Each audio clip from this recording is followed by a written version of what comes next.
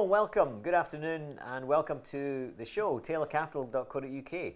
Today we have the pleasure and privilege of Paul Abercrombie. He's from Bulletproof Development, and in his last 10 years, Paul has been the lead development manager of developments for a total GDV of nearly £500 million.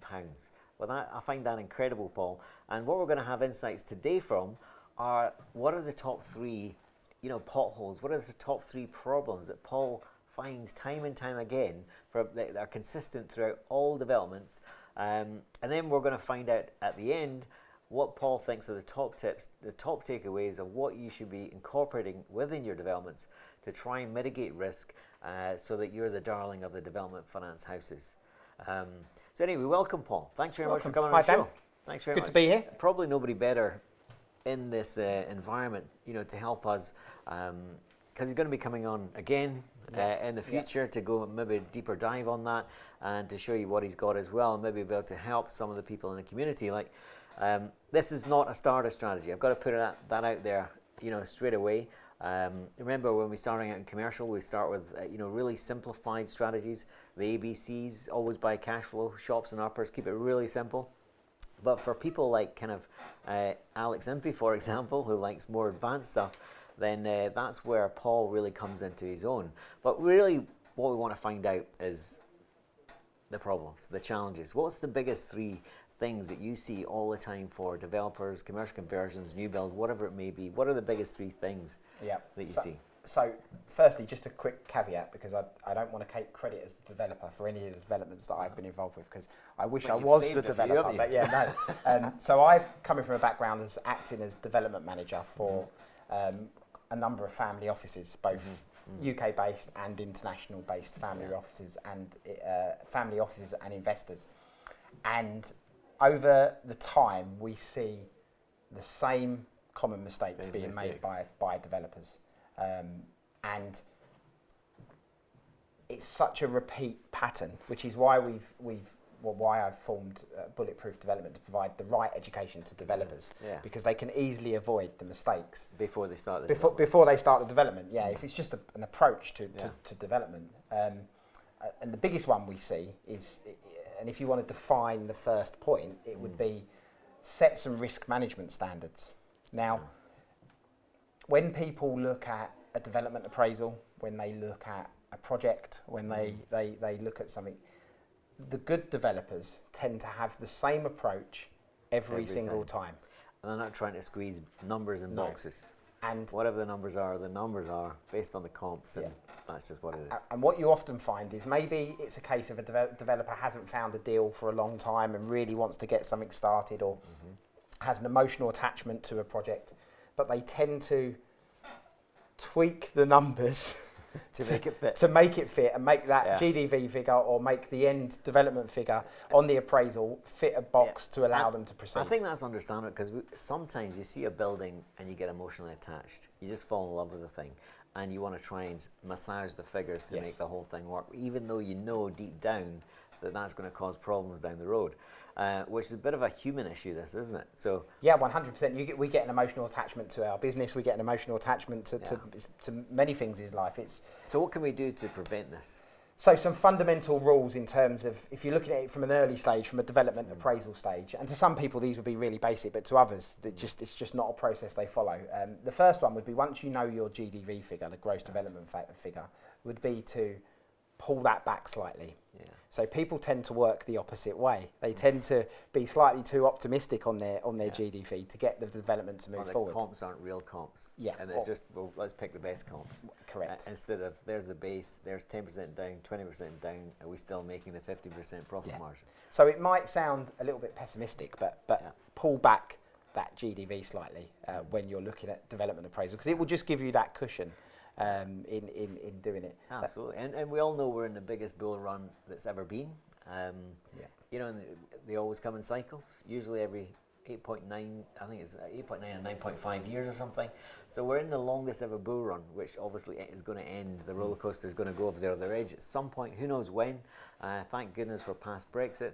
But you don't know when these things are going to happen. So imagine if your GDV takes a 10% hit. You've really got to factor that in day one.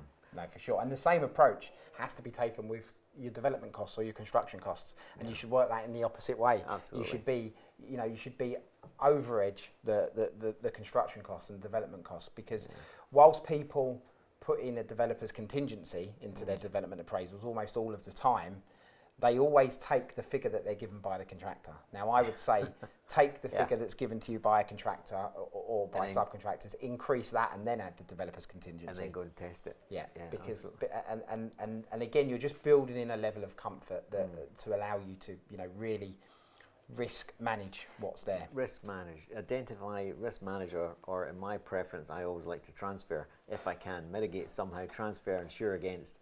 With my public-private partnerships that we do, where you're not taking on the risk, which is my preferred option. You don't obviously make as much money, so I've got to caveat that because you're sharing the profits, but you're also transferring the risk. But I think what you're saying there is right on the money, and I think another thing that has some form of elasticity are your finance costs, because you don't know when you're getting out the back end, do you? No. So one thing that whenever we looked at a development on behalf of a family office or an investor at an early stage, we would calculate the interest costs based on the full amount of the loan for the term of the loan. Yeah. So when you have your cash flow in your curve, obviously interest is only payable when that loan is drawn down. But if your development still works on absorbing the full interest amount on the full loan value for the full term, then it's going to work at the end. Yeah, absolutely. You got some fat in there. So there's now that might mean by putting in those risk management standards, you undertake less developments. Yeah. But what it does do is keep you in the game for longer, because you're not going to run into a disaster on almost every single development. And the only man that wins at the end of the day is the one that's still there. Yes. Yeah, absolutely. Correct. And have you ever had a development that's never met problems? Because in my experience, there's always problems of this, that, and the other. Something. No, no. What people tend to forget is if you take a £10 million construction value on a project, say as a workable number. Now, if you had a £10 million a year business, you would have problems in your business every single day. Absolutely, yeah. And a development project is just the same. It's just the same. It's a £10 million business that you are operating for the term of that development, whether that be 1 year, 2 years, 18 months, however. It's a live beast, isn't it? Yeah. And so, no, I've never participated in a project that hasn't had an issue or a drama of some sort. Yeah. And the biggest one that comes from that is insolvency of somebody in the supply chain, because that has probably happened on almost every single project I've ever worked on. Every single project. Wait a minute. Not the main contractor. No, but somebody in the supply chain. A subby of some description. Yes, subcontractor, a supplier. So Paul's been involved in nearly £500 million of developments as project manager, lead developer, not the developer, but development manager. Yeah.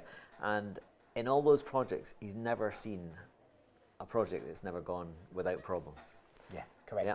So it obviously underlines it's a very risky enterprise, number one, which is why if you're starting out in commercial, I would suggest perhaps it's not something you want to jump into day one. You want to stick with something really bread and butter, perhaps a hybrid strategy, for example, like a shops and uppers. Learn about slicing and dicing, title splitting, and hybrid strategies, hybrid structures. That's kind of where you start off, because there's a little bit of resi and there's a little bit of commercial, and get your feet wet, and then move on to other more advanced strategies down the road. What's your thoughts on that? Yeah, look, for sure, development that I've seen in if you look at property strategies and strategies to go forward, development for sure gives you the highest risk if done, the highest risk, but also the highest reward if done well.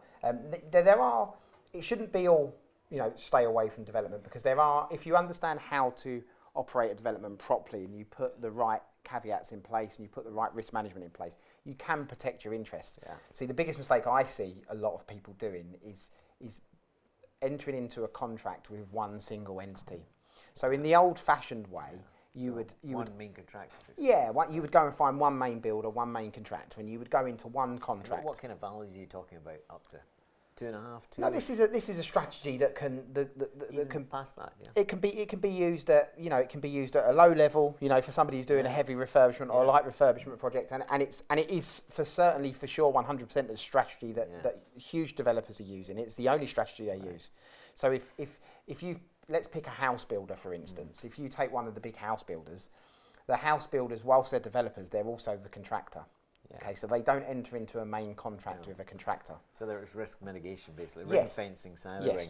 Yeah. You effectively pull in a team of managers, whether that be a site manager or a project manager, to act on your behalf as the developer, and then you package the work into subcontract packages. Yeah. So you have multiple packages of subcontractors, but if one of those subcontractors fails for any reason, you simply remove the one subcontractor and bring a new one in, as opposed to having to find a new main contractor. Yeah. And is that what you do most of the time? So irrelevant to the size of the deal? Yes. Yeah. So what our number one strategy when entering into a development for anybody is to implement that system. Yeah.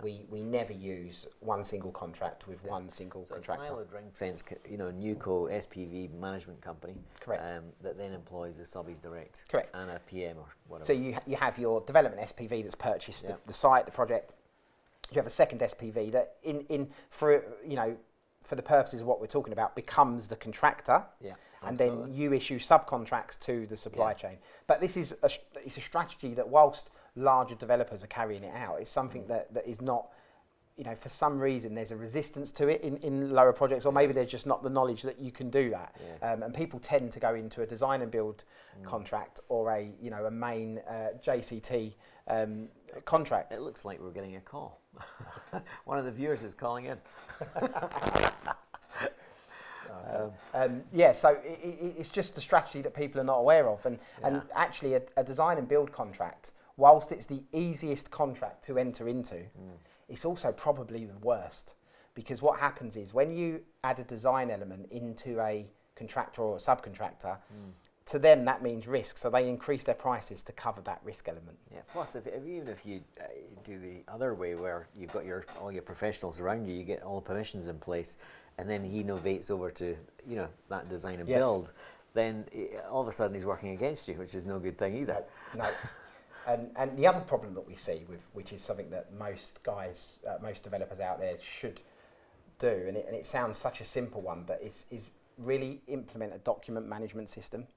And when you undertake a development, the amount of drawings, documents, information that you get can be a lot. Yeah. And now in the common world we live at, most people's document management system is their email system, is their Outlook. And I've seen developments incur huge delays and costs because somebody can't find the right document at the end that needs to be provided to the warranty provider or to building control in order to progress. And I think it's important to highlight, if you're not that person that's technical or documented minded, then get somebody in on the team who is. Yes. Its purpose is to project manage and collate and distribute all the information. And split, for instance, if a larger project could have hundreds of drawings. Often up to 1,000 drawings, if not. So it's important in a document management system, so you can get access to the information quickly to separate the folders maybe into floors or into phases or into sections of the development, so that you can get access to the information quickly, because it can cause a delay. But there's a number of things that cause. Going back to that innovation of your professional team over to the other side, we just finished one that was a demolition, 13,000 square feet, demolition, rebuild, 12 affordables upstairs, 2 commercials on the ground, and lo and behold, the chaps that were working with us allowed an off-spec situation to happen. And obviously a builder being a builder wants the law of least effort, which is the cheapest road, and we have sewers coming down into this commercial property now. Water drains, sewer drains, and all this kind of thing. And it's caused mayhem. And it's been an issue, not for me, because, as I say, we identified the risk and transferred them. But it is an issue nonetheless, and it's delayed the whole project. In the next project, for the next one I'm looking at as a demolition again, 99 new build, hopefully modular. Well, what do you know about modular, and how much does that decrease risk? You mean modular as in bringing in pre-built construction off-site and bringing it into site? Yeah, for sure. Look, it's we've used it once. Where we had a building that was effectively constructed out of a series of porta cabins and then cladded on the outside, which is a version of modular construction. It depends on your appetite as a developer and how out there you want. Comfortable. How comfortable you are. Because for sure, when you use a modular company, we're going back to the risk of a main contract or a contractor. So he's got everything. You're now picking a factory, and you're asking that factory to fulfil your contract. Now you can caveat that with credit risk assessments and various ways. But at the end of the day, they go. Yeah. You've got an issue. Yes, and you have an issue. And who's got the debt? Not the contractor. No, correct. So for sure, a common one that's found, which is I guess a hybrid model of that, is SIP panels, isn't it? It's because it's you have an element of a supply chain from the SIP panel provider, and then you have a contractor or a subcontract chain that can implement that for you. Yes, I'm just conscious of the time, and we're at roughly. I like to keep these quite short. So, closing out, 3 tips, top tips for somebody that's to try and de-risk projects, identify de-risk projects, mitigate issues to go wrong. So top tip number 1 is have your own main contracting company, appoint a PM. Obviously you've got insurances to think about there, and then independently contract with different trades. Yeah, so consider construction management as a method of procurement as opposed to a typical JCT standard contract or design and build contract with one contractor for sure. The next one is be very strict with your risk management procedures and really get set your risk implement a firm risk management policy that you look at and keep the same on every development. And my last one would be stick to what you know. Yeah. Now, if you don't know, get somebody who does. Correct, because there are so many. I would see developers, one minute they're building a collection of houses, next minute they're building apartments, next minute they're building commercial space, and they become jack of all trades but master of none. And the ones that are successful tend to stick with what they know. One plan of attack. And repeat that every single time they move into a development. So I would say pick an ideal development type and really stick to it. Yeah, absolutely. Well, that's been really, really insightful. The other thing that Paul's doing is he's releasing a program to help people decrease risks in developments and increase margins and increase safety measures that banks seem to like. Development finances love these measures. So how can people get in touch with you, Paul? Yeah, so bulletproof-development.com, where we're just about to launch a training program, a 3-day masterclass, where we take developers over, I guess, the journey of lessons that I've learned over the past 10 years of working for developers, and very centrally focused around management of risk and making sure you get out of the first development onto the second one. Yes. Because it sounds simple, but so many people don't. Absolutely. Well, hopefully that's been helpful, everyone, and thanks very much for tuning into the show, taylorcapital.co.uk. And Paul, it's been a pleasure. Thanks very much. Cheers. Speak to you soon. Bye.